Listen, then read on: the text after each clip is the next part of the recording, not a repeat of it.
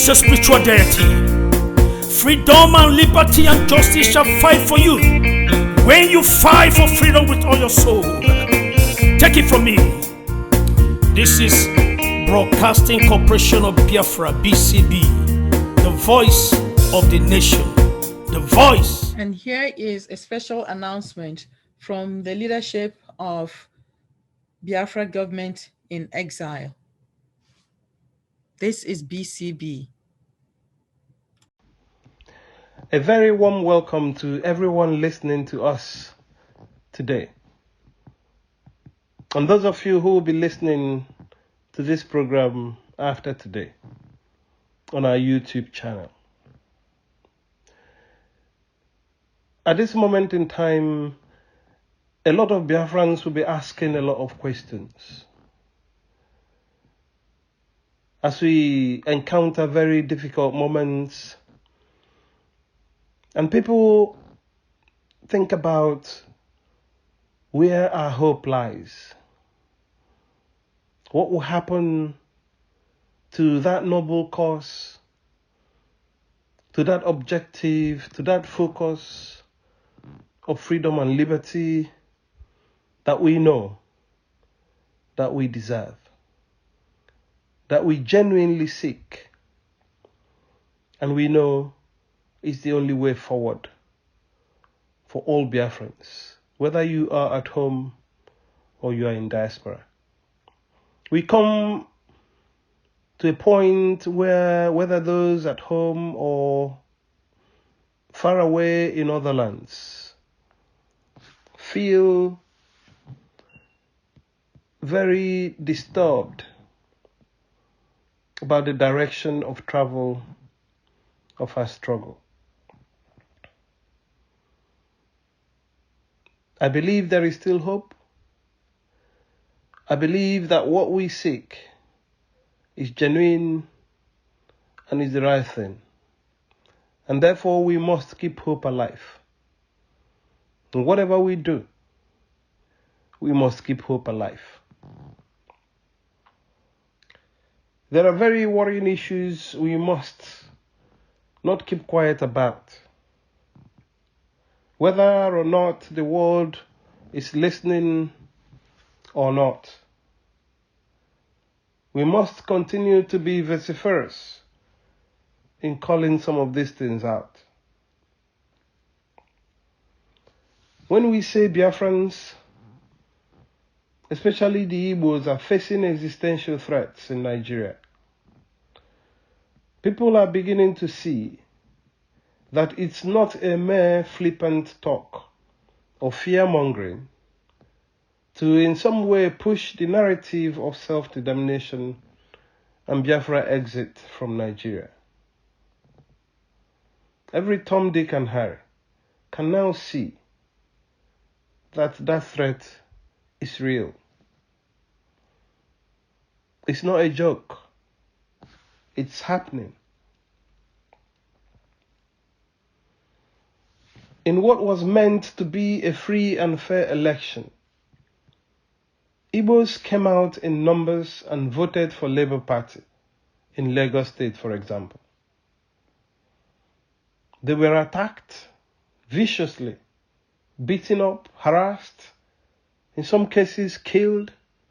Shops were burned, and ultimately thousands of people were disenfranchised. All the nonsense about PVC and Beavers and IREV turned out to be a load of rubbish. And so when we tell you that Nigeria election is one big fraud, you can see for yourself. As if it's not enough, after the election, I meant to say selection, they sworn in Ahmed Bola Tinubu, a confirmed drug runner, who clearly forged his education certificate and lied about everything and anything. The Presidential Petition Election Tribunal and the Supreme Court rubber-stamped him despite the fact that it was glaringly obvious that the man is not fit for any high office, talk less of the highest office. They swung into their evil and vindictive witch hunt of Biafrans soon after they were sworn in, targeting mainly Igbos in Lagos, demolishing millions of naira worth of houses and business premises owned by Igbos. We even heard that the wife of Bola Ahmed Tinubu openly boasted of coveting the property of Ndigbo when they eventually chased them out of Lagos. Now they are trying to force Ndigbo and many Biafrans out of Lagos in a so-called One Nigeria.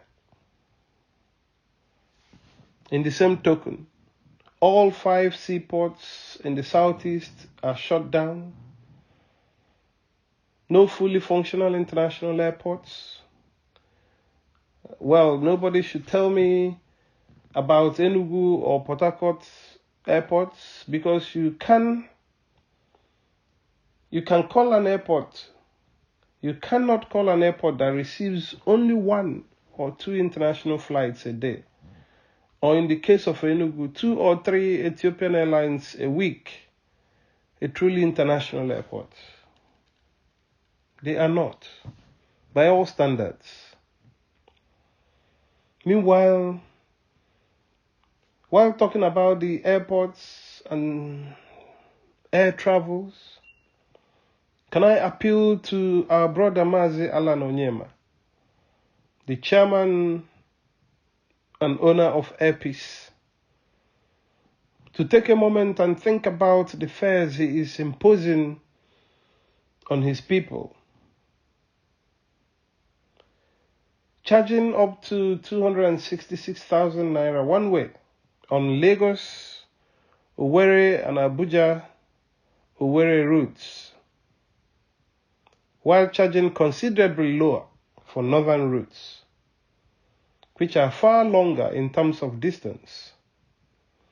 We know you flew stranded Nigerians back from South Africa and Sudan for free, as you try to impress the Nigerian government, maybe for more contracts or more favors. And you know how your people like to travel back to the homeland to celebrate Christmas and New Year with their loved ones. Please, please, and please, my brother Alan Onyema, don't make their lives even more painful. They are already suffering more than necessary in this slavish condition they find themselves in the British contraption. Okay. Now that I have made all the appeal to our brother Alan Onyema of Airpeace, and I hope he will listen, because a lot of people, actors, musicians, a lot of people have made the same appeal. So I hope and pray that you listen and do the right thing. Now let's go back to the existential threats we as Ndigbo and Biafrans face in Nigeria. The militarization of Biafra land can no longer be tolerated. It's gone far too long.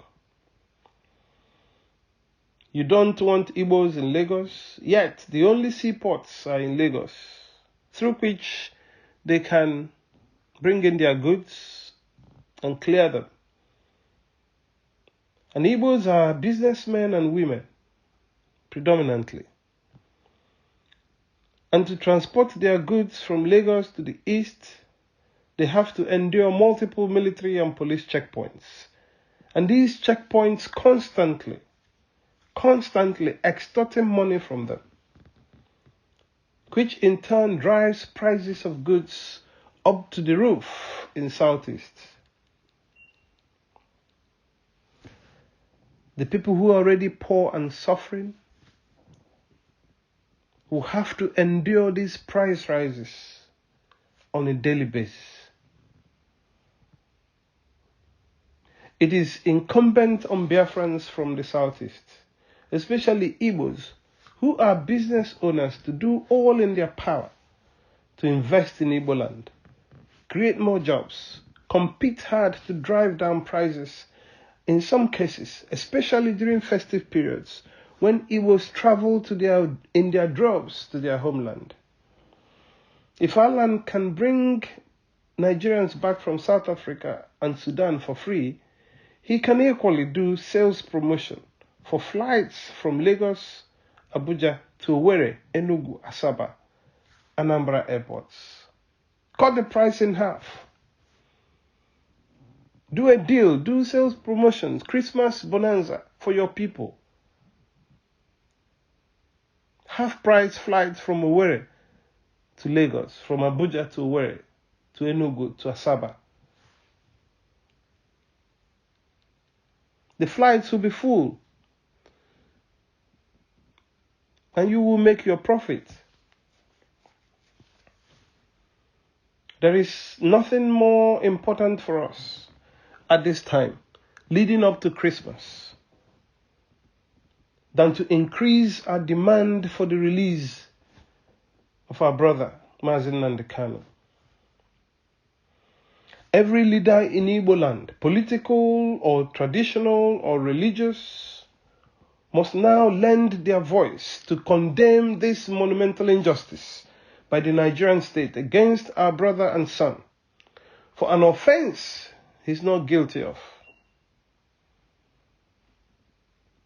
It's one thing to commit an offense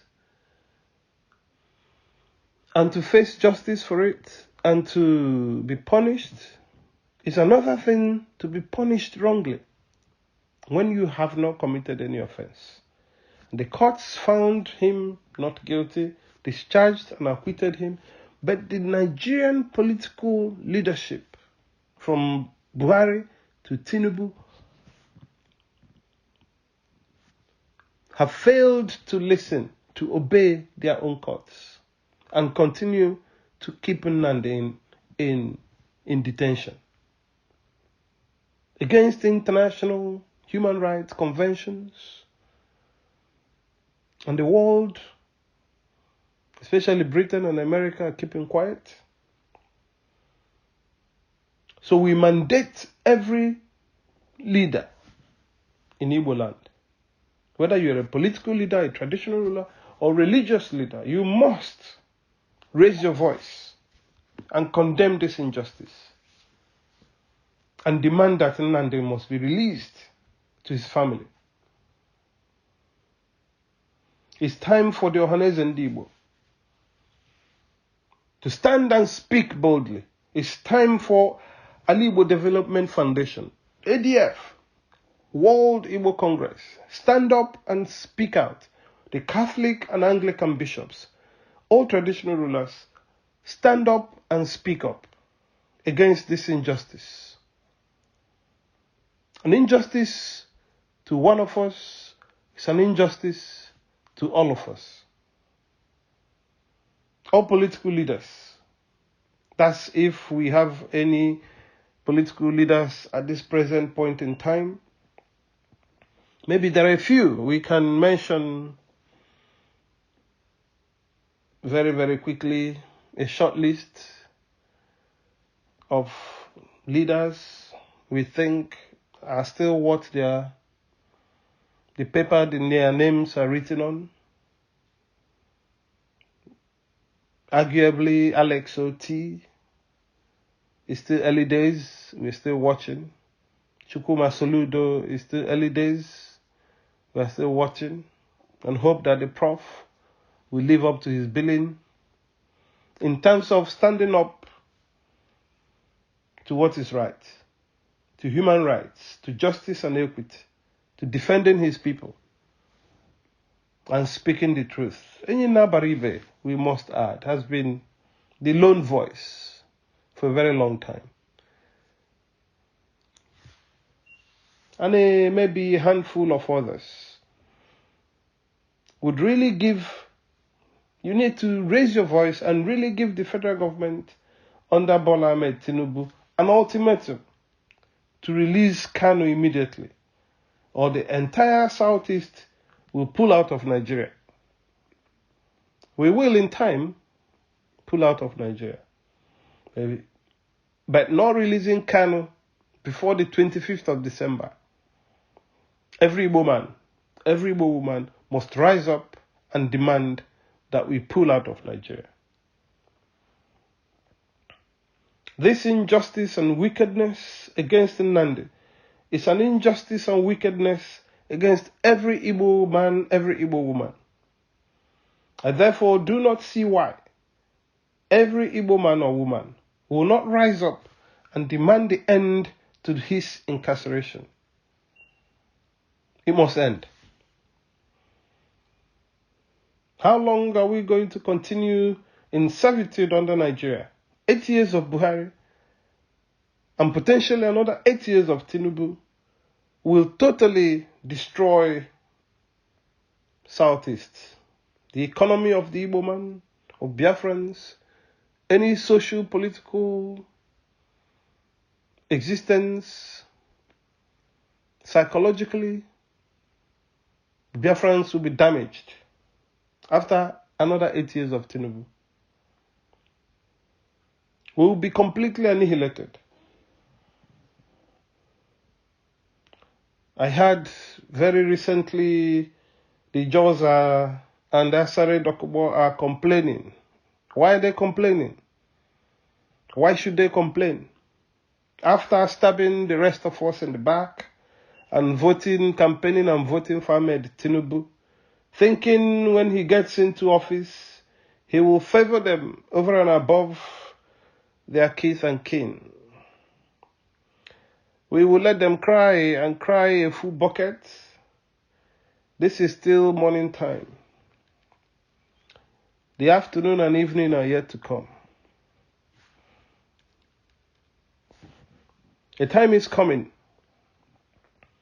and it will not be long. I am 100% sure it will not be long when majority of Ndibo, of Ijaw people, of Ibibio, Ogonis and Efik people, and other Biafra nationalities will realize that the time to quit Nigeria and start again in a separate nation has come. You can see all the discriminations against us. No Igbo can be president of Nigeria. It is written. Even though Peter Obi won the election, the whole world saw it. It was taken away from him. Kanu is in jail, even though the courts acquitted him. We have no international airports, no seaports, no rail connectivity from Calabar to Owerri, from Owerri to Enugu, from Umuahia to Port Harcourt, from Onitsha to Enugu, to Asaba. No rail connectivity, no roads, no vibrant cities in the Southeast Biafra land. Absolutely no stake in Nigeria. As the world transitions out of fossil fuel, I'm sure you have seen the resolutions agreed in COP29 in Dubai. What will happen to us when oil is no longer needed and the North now relies on their gold and other solid minerals, which they have been mining privately, while taking the oil from the Southeast to build up the North, in collaboration with the greedy West. If we do nothing now, if we do nothing, regardless of where you are, whether you're in the homeland or you are in exile, in diaspora, if you fold your hands and do nothing, that is, we fail to win our freedom and liberty. Our very existence will be in jeopardy. They can do whatever they like to us, more than they have done before, and more than they are doing now. Our only fallback position, and indeed potentially our saving grace, is our God-given brains and ingenuity, our ability to produce things out of nothing. This is what makes us who we are. This is what makes us a chosen people and a holy nation.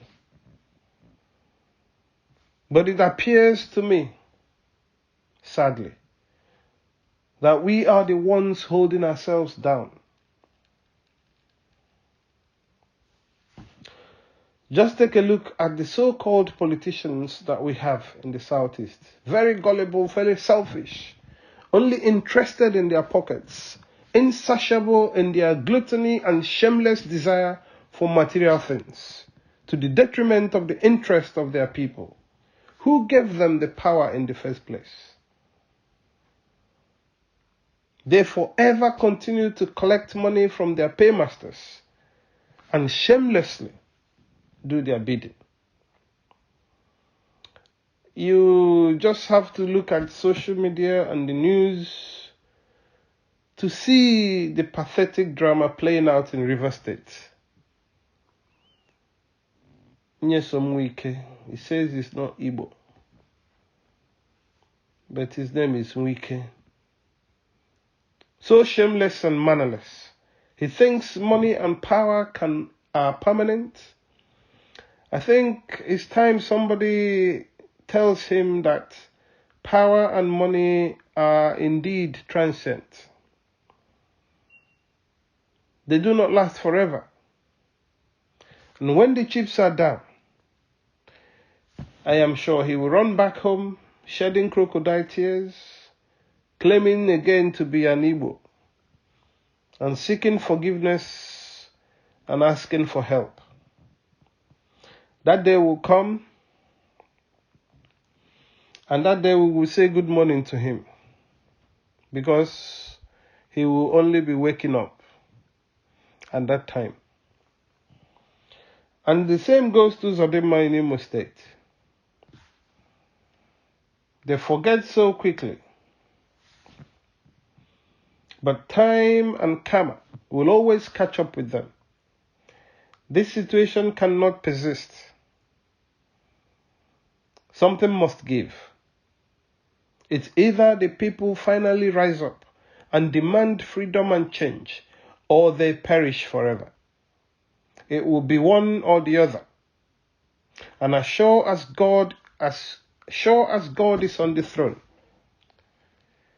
these evil politicians will face a day of judgment.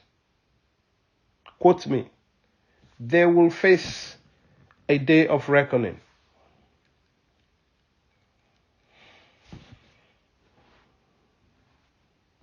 The people cannot be afraid forever. A time will come when courage and hope will replace fear. Light will overcome darkness, and the people will receive divine grace to pursue, to overtake, and to recover all these evil politicians have taken from them. In that time, an open and healthy environment will allow fair vote in a referendum where each people will decide freely whether they want to remain or leave Nigeria and be a separate nation of their own. And finally, to the Nigerian government, whether in the states or in Abuja, you don't want Igbos, you don't need Igbos. Therefore, let Igbos and Biafrans go now in a peaceful process. And also release Nnamdi Kanu, the leader of IPOB, immediately, and end this gross injustice.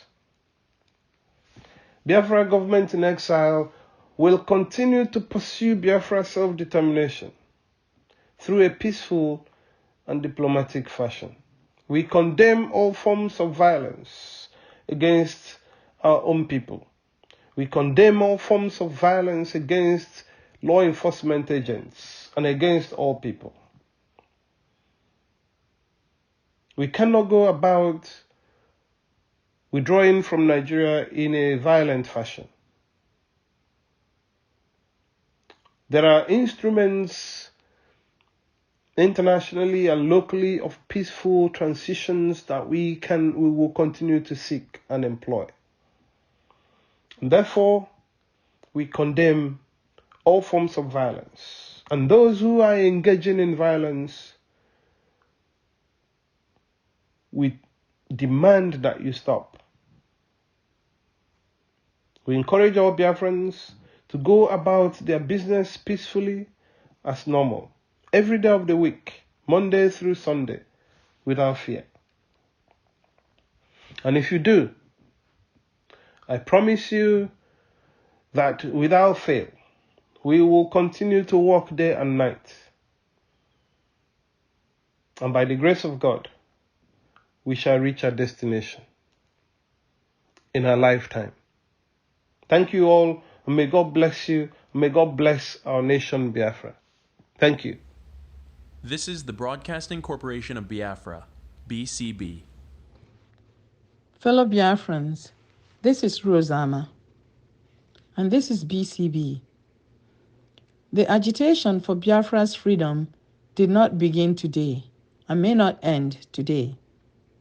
Like the Israelites who wandered through the desert for 40 years, we are wandering through our own desert. Will it take 40 years? It has already. More than 50 years after the Biafra War of Survival, and despite Nigeria's promise to work towards peace, the attainment of peace and equality for our people remains an illusion. But we must persist in our struggle to demand our freedom as a people with rights and dignity. In the news today is a shocker, which again reminds us of how Nigeria tramples our rights and dignity. The Guardian reports that the Nigerian Supreme Court has ruled that Mazi Nnamdi Kanu must face trial for the allegations against him by the federal government, thereby quashing expectations that he could regain his freedom. What was or what is Kanu's crime? Nothing. A simple demand for Biafra freedom and the recognition of the rights and dignity of his people. Bear in mind that the Court of Appeals had set Nnamdi Kanu free earlier last year. As The Guardian puts it, by this, quote, judgment delivered by Justice Emmanuel Agim, but written by Justice Garba Lawal, the Supreme Court voided the judgment of the Court of Appeal, which in October last year ordered the release of Kanu and also quashed the terrorism charges against him, unquote. But why are we not surprised? Why indeed are we not surprised when we are dealing with a dysfunctional state where a drug lord with a shady biographical history holds the highest position in the land? What type of order does anybody expect from a pack of rabid rogues, rats, beggars, and squanderers? Recall that we, BCB, we warned so many times that Nigeria is a failed state. What is a failed state, you might ask? Well, simply put, it is a state whose sociopolitical or economic systems have become so weakened or dysfunctional that the government is no longer in control and in fact has absolutely lost the trust of its citizenry. Does this sound familiar? As renowned author late Chinua Achebe puts it years ago, things fall apart. The center cannot hold. Mere anarchy is loosed upon the world. Yes, And this is the world of Nigeria today. It is the world that Biafrans are faced with. Do you still want to be in this world where your rights are not respected, your dignity not honored, your humanity not preserved? In the past year, Biafrans, especially those of Igbo-speaking heritage, have experienced mass atrocities, the destruction of their property in Lagos especially, and in other parts of Nigeria, killings, abductions, and complete disregard of their humanity. Now we ask you, is this a country that really wants you in it? As we come to the end of the year, we ask you to ponder this. Why stay in a place or in a house that does not want you, that wants you dead?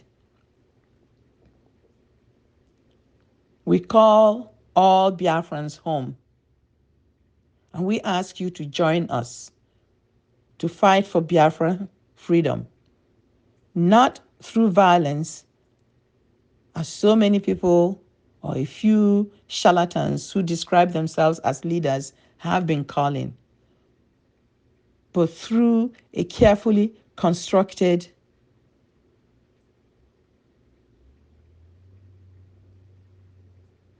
method, in fact, process, through legal means, through peace. Because Biafra wants peace. Enough of the call for violence. If anybody is not thinking of the outcome of violence, take a look at what is happening to Gaza at this moment, where over 15,000 people have died in a short period. Are you prepared for something like that? We don't think so. We do not need further destabilization of our homeland. We do not want our own people dead. We just simply want to be left alone, and we want to work towards peace through the right international and national mechanisms. So join us. Fellow Biafrans, this is Rosama, and this is BCB. We hope you'll subscribe to our channel on YouTube and Facebook. And we also hope that you continue to listen to us. We hope to see you in the future. Peace. Thank you for listening to us today. Join us next time for news, cultural, and educational programs. This is the Broadcasting Corporation of Biafra, BCB.